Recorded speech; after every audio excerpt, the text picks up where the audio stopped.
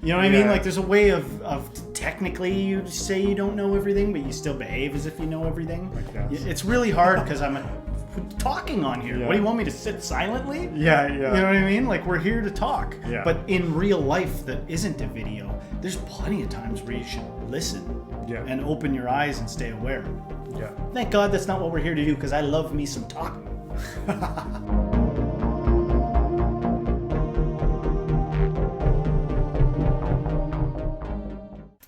Welcome, modern day mystics, fellow truth seekers. James and Justin back at it again for another reaction video. And this one we're looking at wisdom nuggets and their video entitled How to Actually Practice Stoicism in a Modern World.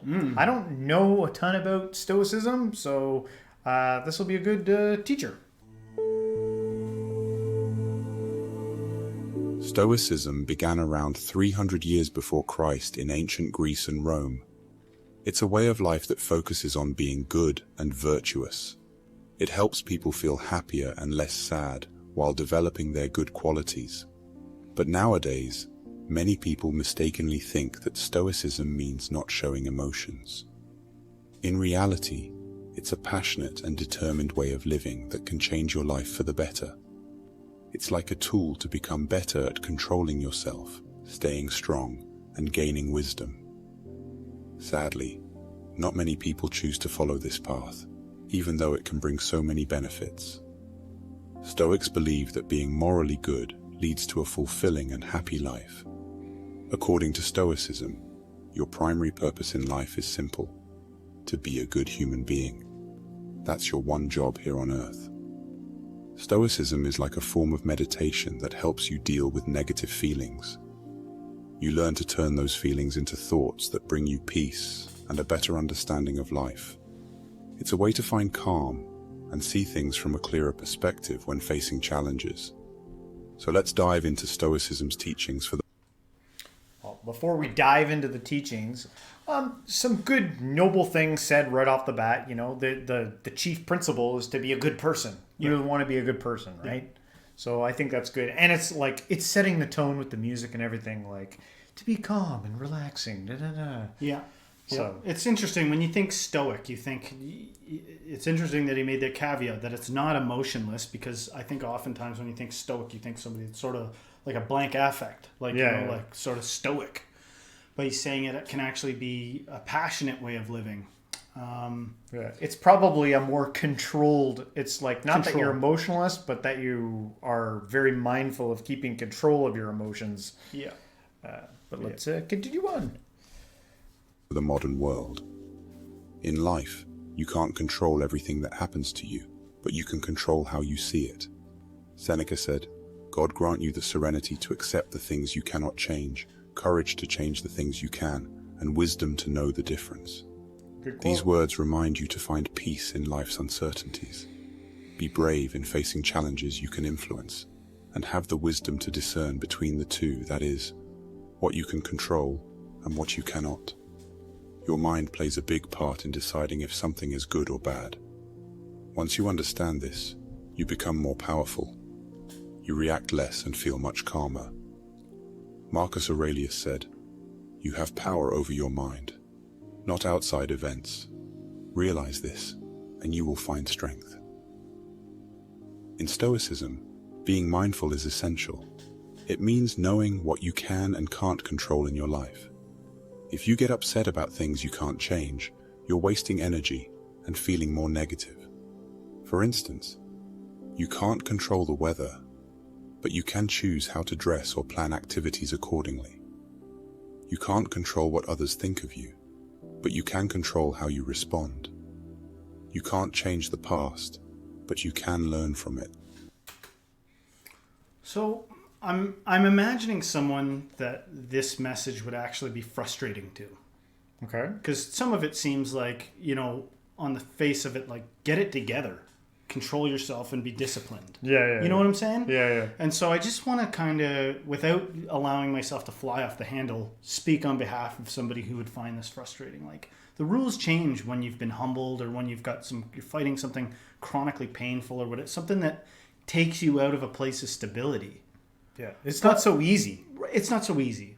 But nevertheless, I think if you take this wisdom at surface level and as simply as possible, what it's saying is like there's merit and reward in to whatever degree you can actually stay of a calm mind, be in control, and make wise decisions. Yeah. And not worry about the things that you can't control.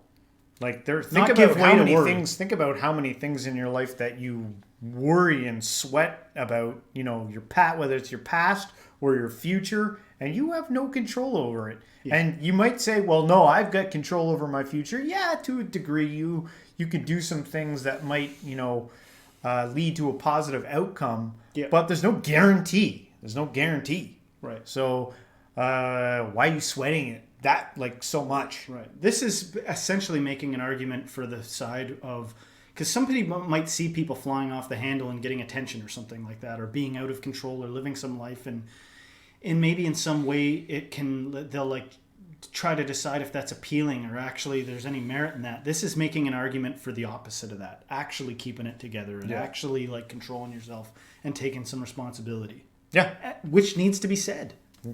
So You can't predict or control everything that will happen in the future, but you can prepare and adapt. So focus on what you can control and let go of the rest. It'll help you feel happier and more at peace. Stoics believe that wanting more and constantly seeking material possessions can lead to dissatisfaction and an unhappy life. True happiness lies in gratitude. You must learn to value and be grateful for all that you have, including your relationships, possessions, and the luxuries of modern living. You live in an amazing time in history, with easy access to necessities and technology that our ancestors couldn't have imagined. Look around at what you have and be grateful today. In Stoicism, actions speak louder than words. Practicing your values is more powerful than just preaching them. The philosophy emphasizes personal responsibility, understanding that every decision you make carries a moral aspect. Epictetus said, "Don't explain your philosophy, embody it." That's good. Taking personal responsibility for your actions. That seems to be something that is kind of lacking these days, people taking responsibility. And I feel sometimes that's like a lesson that comes down from the top, from the people that are in charge, not taking responsibility for their actions, and then other people learn that and they embody it. Right. But just noted. Stoicism is not about being overly hard on yourself, but rather being aware of the moral dimension of each choice you make throughout the day. Regularly ask yourself, what's the best way to act in this situation? And make choices based on your personal values to promote the greater good. Living by your moral code and aligning your actions with your values is the key to truly embodying Stoic philosophy and making a positive difference in the world. Regardless of your background or life situation, you have something in common with everyone: the power of choice. Whether you're in difficult situations like being depressed, poor, or experiencing great success as an entrepreneur, you can still make choices. Life doesn't have to be complicated. You have the power to make it easier or harder based on your choices. Stoics believe that making the right choices is like finding a shortcut in life. You can choose things like happiness, love, freedom, respect, and feeling wealthy. The important lesson is that you are in control of what happens in your life and how you feel. I think some people might have some contention about that. Are you fully in control of everything that happens in your life? Look, I'm always willing to be swayed to be wrong, but I feel that there are some things in this video that I don't know. It's just not my personal experience. It doesn't matter how much I meditate myself into a position of I feel good. Things happen. Yeah, and I'm not supposed to do this. But I was just going to say, this is the third time we've recorded this. Because I've had such a hard time. If you watch our stuff, you know that I'm a ranter. Yeah. And I let my emotions go off. But in respect of what we're doing here, if you're one who gives way to reckless abandon, then you could probably use some stoicism. If you're somebody that is stoic and happy, then good for you. You know what I mean? And then maybe there's somebody out there who, could use to be a little bit more expressive. Yeah. But I think that there is wisdom in this. And I'm just trying to take a position of learning. Yeah. Listening and trying to hear what's being said here, because it's an old way of being, and some wise people have advocated it. Having this freedom of choice is what truly sets you free in the long run. It prevents you from getting stuck, dwelling on things beyond your control. When you take charge of your decisions, you'll always feel empowered and free, no matter what challenges life throws at you. Remember, it's your choices that can make a real difference and give you a sense of control over your life. According to Stoicism, getting angry doesn't bring any positive results. Instead, it only wastes your energy and resources without providing any real benefit. The Stoics advise practicing non-reactivity instead of letting yourself get upset over things you can't control anyway. Anger can be contagious, and if you allow it to take over, it can spread to others and even come back to affect you. That's why. What do you think of that last part? I think it's a little idealistic. Yes, to the degree that you can control your anger. And but I do think there's a place for controlled anger. Life calls on us to be reactive sometimes. Like he's saying, don't be reactive. Mm-hmm. That's not universal. Mm-hmm. Life requires you to act in moments. Yeah, I saw a TikTok earlier this week. Maybe you saw it, of a guy hiking and a bear attacks him. Yeah. And he's like, ah! Yeah. And he lives. Yes, but he is very undignified in his. But I had to say, I looked at him. I was like, the person with me. I was like, I'd probably be like that. I'd probably be like, But the people in the comments were like, yo, there were comments that were like making fun of the way it was a bear. Man. Yeah, I know. Terrified. How would you act if a bear attacked you? I mean, it wasn't a huge bear, and some people that are knowledgeable about bears might be like, you didn't need to lose your mind. In terms of philosophy, from what I've seen so far, I'm like, where you can be stoic, there's probably a lot of benefit, but I don't think it's like you should be stoic in every situation. I just don't see it. Yeah, I'd have to. It's got me curious to learn more about it. I've got Marcus Aurelius's Meditations, which I believe is a book about Stoicism. Yeah, maybe it gets into the finer details about that if you really delve into it, because I don't believe that this is just. That there's nothing to this. Yeah, and this is just a short video too. I'm sure it probably goes much deeper. Yeah. Why it's essential not to let anger control your actions and emotions. Projecting anger onto others will only lead to projecting it onto yourself as well. It becomes a self-fulfilling prophecy, causing more harm than good. The wise choice is to avoid anger and focus on maintaining inner peace and tranquility. You protect your belongings, like your wallet, car keys, or home, because they are valuable to you. Similarly, you should also protect your mind, which is one of your most valuable assets. Be cautious about who you allow to influence your thoughts and emotions. Don't let anyone easily influence your mind, just as you wouldn't give strangers access to your possessions. Be mindful of the negative influences around you that might affect you without your awareness.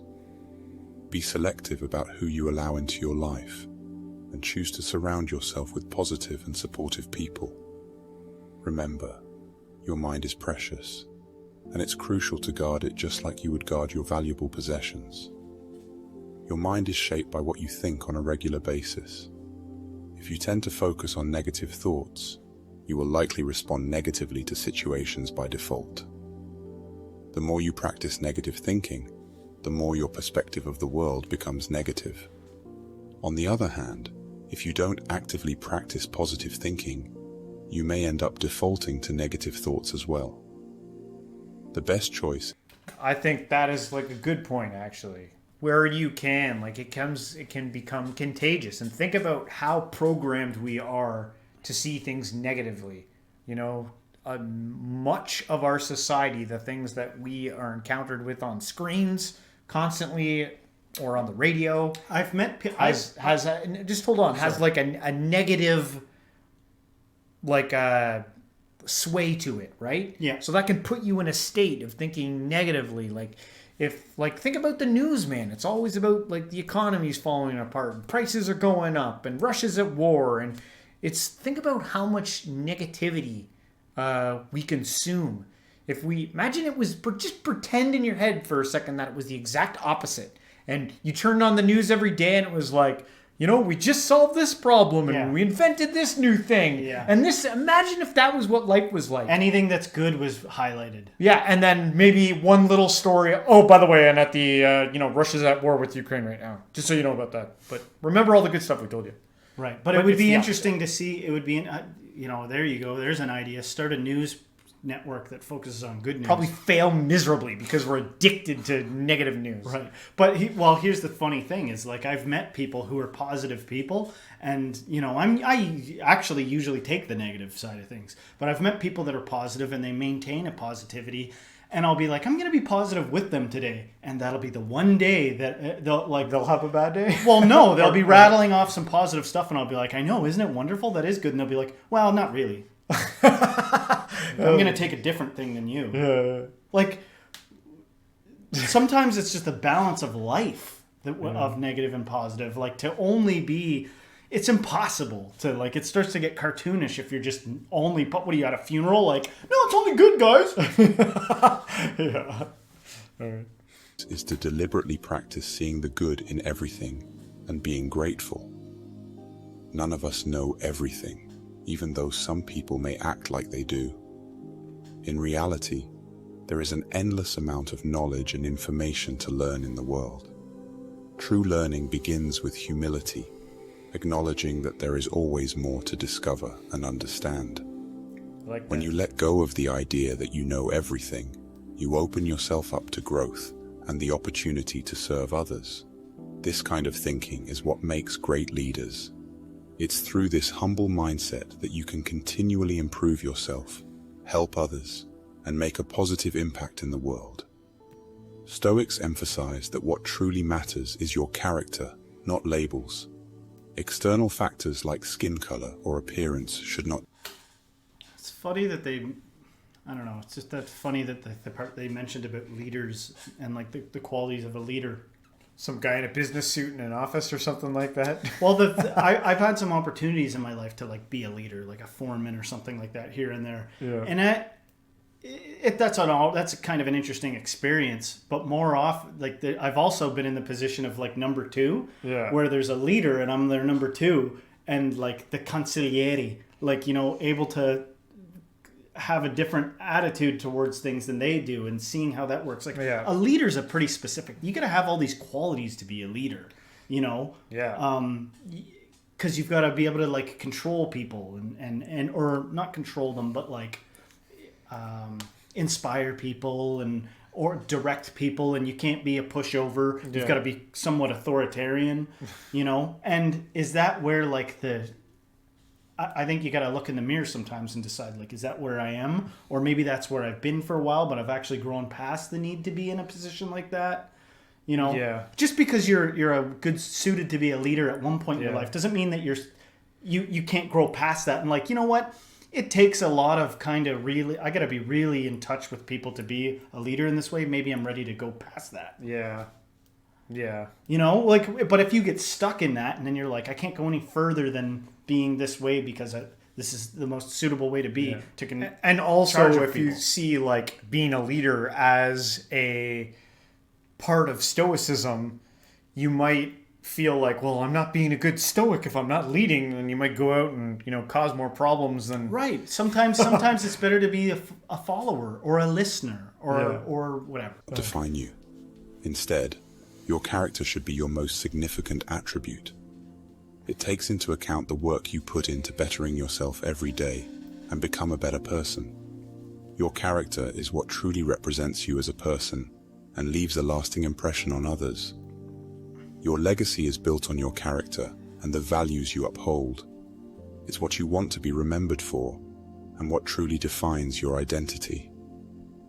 How you deal with problems shows what kind of person you are. Stoicism teaches that true character is built when things are hard, not when everything is easy. So don't let problems ruin your attitude. Stay positive, and let optimism be your guide in every situation. If you're still here, that's awesome.